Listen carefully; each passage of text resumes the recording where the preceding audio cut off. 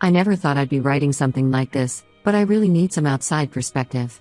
This is about my brother Mark, 37M, his wife Sarah, 34F, their daughter Emily, 14F, and the mess we're all in right now. For context, our family situation was different from most. Our parents died in a car accident when I, 35F, was 15 and Mark was 17. We went to live with our Uncle Tom, 55M now, who was our dad's younger brother. Growing up, Mark was always the charismatic one. He could make friends instantly and was super popular in school. I was more of an introvert who preferred books and studying. Despite our different personalities, we were close because we only had each other after losing our parents. Uncle Tom was amazing. He never made us feel like a burden and treated us both equally. He worked extra hours to make sure we could stay in our old school and keep some normalcy in our lives. I worked really hard in school and got a scholarship to study finance. After graduating, I landed a good job at an investment firm and worked my way up. Mark went into sales because he was great with people. He met Sarah in college, and they got married right after graduation. Emily was born a year later, and I instantly fell in love with being an aunt. I spent a lot of time with them, babysitting Emily when she was little and taking her on special trips as she got older. Life was good until about 5 years ago. Mark lost his sales job after his company downsized. He struggled to find another position that paid as well. That's when he started asking me for help. At first, it was small amounts, $500 here, $1,000 there. He always had detailed explanations. Emily needed a laptop for school, she had joined a competitive swimming team and needed equipment, there were medical bills from when she broke her arm. I never questioned him because the requests seemed reasonable, and I had a good salary. Plus, Emily would talk about her swimming competitions when I saw her, so it all added up. Sarah would thank me for helping with Emily's expenses, though looking back, I realized she was always vague about specifics. The requests got bigger over time. Mark would call late at night, sounding desperate, saying Emily needed emergency dental surgery or had been accepted into a prestigious academic program that required immediate payment. He'd promised to pay me back once he found a better job. Sometimes he'd send me photos of Emily at what he claimed were swim meets or academic competitions. I probably gave them around $50,000 over 3 years. I dipped into my savings and even took out a personal loan at one point because Mark made it sound like Emily would lose her spot on teams or in programs if payments weren't made immediately. I felt guilty saying no because Emily was my only niece, and I remembered how much it meant when Uncle Tom sacrificed for us. Everything fell apart last year when Sarah emailed me asking to meet privately. She looked terrible, exhausted and stressed. She broke down and told me the truth. Mark had a gambling addiction. He'd been lying about everything. There were no swimming competitions, no academic programs, no medical bills. The photos he sent were from old school events. He'd been using my money to gamble, convinced he could win big and pay everyone back. Sarah showed me bank statements and messages proving Mark's lies. She was filing for divorce and wanted me to know the truth before things got messy. When I confronted Mark, he tried gaslighting me at first, claiming Sarah was lying because she wanted to turn everyone against him. But when I showed him the evidence, he broke down and admitted everything. I was devastated. Not just because of the money, but because he'd used my love for Emily to manipulate me. I cut contact with him immediately. I told him never to ask me for money again and blocked his number. Sarah supported my decision and said she was doing the same once the divorce was final. That was 8 months ago. Last week, Sarah called me out of the blue.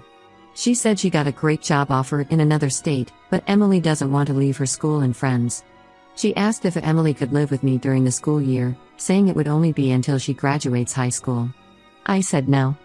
Emily has been hostile towards me ever since I cut contact with Mark. She posts stuff on social media about how I abandoned them when they needed help most. Mark apparently told her that I refused to help pay for important medical treatments, making her believe her health issues went untreated because of me. She's called me selfish and heartless in family group chats. Sarah got upset when I refused. She said I was punishing Emily for Mark's actions and that Emily would understand once she knew the truth. But I've seen Emily's posts, she actively hates me. I can't take in a teenager who believes I'm some kind of monster, especially when she might be secretly communicating with Mark. Uncle Tom thinks I should reconsider. He reminded me how he took us in despite the challenges of raising 2 teenagers. He says Emily is just a kid who was manipulated by her father, just like I was manipulated by my brother. But I don't think it's the same situation. Taking in a hostile teenager who hates me seems like asking for trouble. I feel terrible for Emily. None of this is her fault, and she suffered enough because of Mark's actions. But I also need to protect my own mental health and living space. Sarah keeps calling, saying I'm her last hope for keeping Emily in her current school. Ida for refusing to take her in? Update 1. It's been 2 weeks since my original post. Thank you everyone for your comments and support. I wish I could say things got better, but they actually got much worse in ways I never expected. Last Thursday evening, I was working late from home when my doorbell rang around 8 p.m. I opened the door to find Emily standing there with a large suitcase and her school backpack. She looked tired and nervous, and my heart dropped when she said Sarah had just dropped her off and left. I was completely shocked because Sarah and I had no agreement about this. In fact, after my last post, I had texted Sarah clearly stating that I couldn't take Emily in. She responded saying she understood but hoped I would change my mind. We hadn't communicated since then. I tried calling Sarah immediately but it went straight to voicemail. I texted her multiple times but got no response. I felt trapped. I couldn't just send a 14-year-old away at night, but I also couldn't believe Sarah had pulled such a stunt. I called Uncle Tom, who said he'd come over right away to help figure things out. While waiting for Uncle Tom, I got Emily settled on the couch with some hot chocolate. She was quiet at first, but then she started crying. Not just regular crying, but deep, body-shaking sobs that made me realize something bigger was going on. I sat down next to her and asked what was really happening. Emily pulled out her phone and showed me weeks of messages between her and Mark. He had been telling her that if she could convince me to let her stay, he would move in too. He promised they could be a family again, saying things like once you're at Aunt's place, I'll come stay too and we can show her how good things could be. He told Emily that Sarah's new job was fake, it was just an excuse to take Emily away from him. The messages got worse. Mark had been feeding Emily all sorts of lies about Sarah. He claimed Sarah was secretly dating someone online and planned to abandon Emily with me so she could start a new life. He told Emily that Sarah had been stealing the child support he supposedly sent, he never sent any. He even convinced Emily that Sarah was planning to move to Europe, not just another state. Emily admitted she'd been helping Mark harass me online because he told her I was hoarding family money that could save their home. She showed me how Mark would tell her what to post on social media about me, promising that if she helped pressure me enough, I'd give them money to fix everything. Around this time, Uncle Tom arrived. While he talked with Emily in the living room, my phone started blowing up with messages from Mark. He must have known about Sarah dropping Emily off because he was sending rapid-fire texts about how this was our chance to heal the family. When I didn't respond, he started calling repeatedly from different numbers. Then things got really scary. Mark's gambling buddies started messaging me on every social media platform. Some messages were pleading, saying Mark was a good guy who deserved another chance.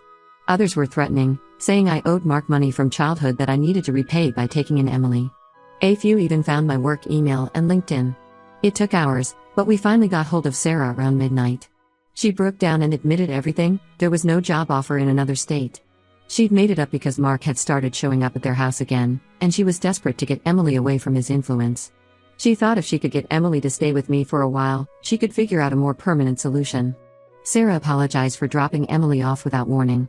She said she knew I'd probably send Emily back home if she asked first, but she couldn't handle seeing Mark manipulate Emily anymore. Apparently, he'd started taking Emily to meet his friends, the same people who were now harassing me online. Uncle Tom, being the amazing person he is, offered a solution. He said Sarah and Emily could stay with him until they figure out their next steps. He has plenty of space since his kids are grown, and he lives in the same school district. Sarah agreed immediately. The next morning, as we were helping Sarah and Emily get settled at Uncle Tom's house, we discovered something that made everything even more serious.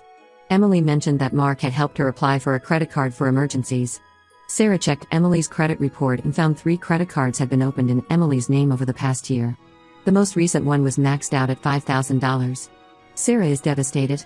She's working with the police now on identity theft charges.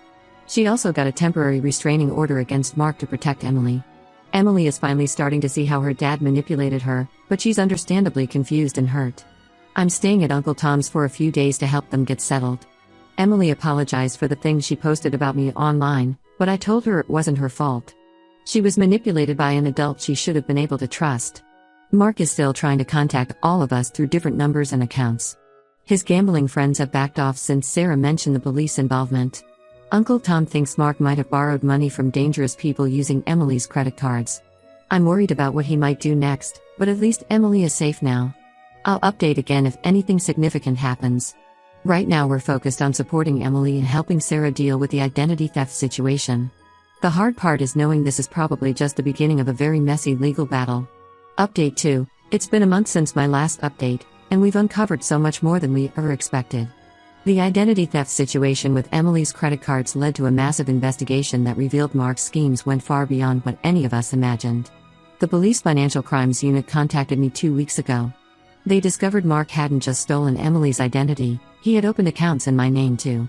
Somehow, he had enough of my personal information to open 6 credit cards and take out 2 personal loans. I had no idea until the detective showed me the documentation. The total fraud in my name was over $70,000. When they dug deeper, they found Mark had also stolen Uncle Tom's identity. He had used Uncle Tom's information to co-sign for a car and take out a business loan. Uncle Tom only discovered this when the bank called about missed payments. The car was never found. Mark probably sold it immediately. Emily was with us when we learned about all this fraud.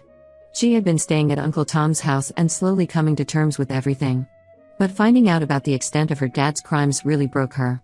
She found an old phone she had stopped using last year and decided to go through it. What she found was heartbreaking. There were hundreds of messages between Mark and his gambling friends discussing how to use Emily's social media accounts to harass me. They had actually been logging into her accounts without her knowledge. The posts I thought Emily was making about me being heartless and greedy, those weren't even from her.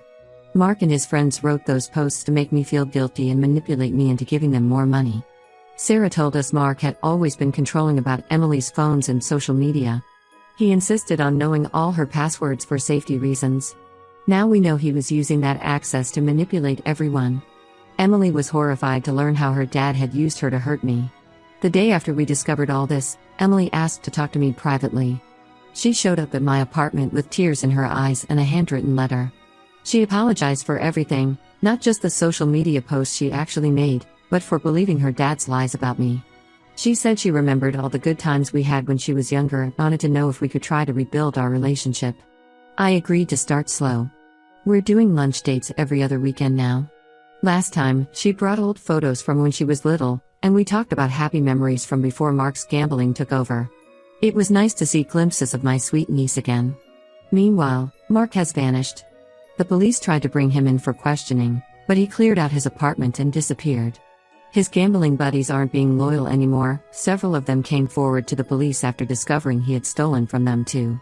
We learned Mark owes money to some dangerous people in underground gambling circles. Sarah found text messages on Emily's old phone showing Mark had borrowed $20,000 from someone named Big Mike, using Emily's credit cards as collateral. When Sarah told the police about this, they said Big Mike was a known loan shark they'd been trying to catch. The FBI is now involved because Mark's identity theft crossed state lines. Uncle Tom has been amazing through all of this. He helped Sarah and Emily get set up in a small apartment near his house. Emily is still in her same school, and Sarah found a part-time job at a local dental office. They're struggling financially because of all the legal fees, but at least they're safe. The hardest part in all of this is seeing Emily process the truth about her father. She swings between anger at his betrayal and worry about where he is and if he's safe. The police think he might have fled the state, possibly heading west where some of his gambling contacts have connections. I'm working with a fraud investigator to clean up my credit. The banks are removing the fraudulent accounts, but it's a slow process. Uncle Tom is dealing with the same thing. The detective said we should get some restitution if they catch Mark, but no one seems very optimistic about that. Right now, we're all just trying to rebuild. Emily started making new social media accounts that only she controls. Sarah is looking for a better job. And I'm learning to trust my instincts more. That nagging feeling I had about Mark's stories all those years ago was right. Update 3. 2 months have passed since my last update. The biggest news is that Mark finally got caught. He was arrested last week trying to cross the Canadian border with fake ID documents. A Border Patrol agent recognized him from the fraud alert bulletins. The police called Sarah first since she's still legally his wife. She told me and Uncle Tom immediately. Emily was at school when we got the news, and we all agreed Sarah should tell her privately when she got home. Emily's reaction was complicated. She cried but said she felt relieved knowing he couldn't show up unexpectedly anymore. The prosecutor met with us yesterday.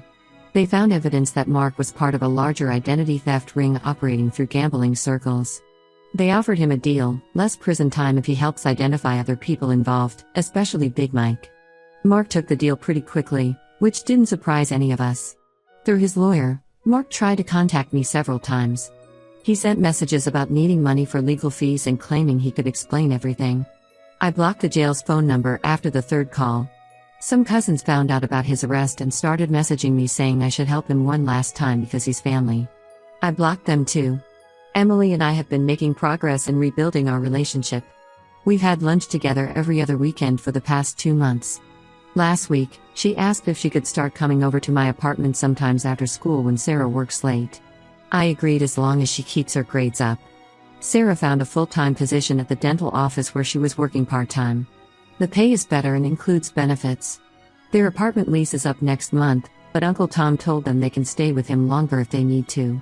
He's been teaching Emily to garden, which seems to help her cope with everything. The police recovered some money from Mark's fraud schemes. They found a storage unit in Nevada with cash and expensive items he'd bought with stolen credit cards. The detective said once everything is processed, victims should get partial restitution. They also found notebooks with details about all his scams. He kept careful records of every identity he stole and every account he opened. Yesterday, Mark's lawyer contacted us again with a message from Mark. He wanted Emily to visit him in jail. Sarah left the decision up to Emily, who thought about it overnight and decided she's not ready to see him. Her school counselor said that's perfectly normal and she shouldn't feel pressured. I've decided to stay completely away from Mark. Some extended family members think I'm being harsh, saying he needs support now more than ever. But Uncle Tom put it best. He said Mark had countless chances to make better choices, and supporting him now would just enable more bad behavior. Emily understands my decision. She told me she still loves her dad but knows she can't trust him. She's working with her school counselor to process everything. Sarah is helping her open her first legitimate bank account, teaching her about financial responsibility, the opposite of what Mark modeled. We're all slowly moving forward. The prosecutor says Mark will probably serve at least 5 years. That gives us time to heal and rebuild without worrying about his interference. Emily is talking about maybe spending some school breaks with me now, which shows how far we've come from where we started. For now, we're focusing on the good things: Emily's improving grades, Sarah's new job, Uncle Tom's garden, and the quiet peace of knowing Mark can't manipulate any of us anymore.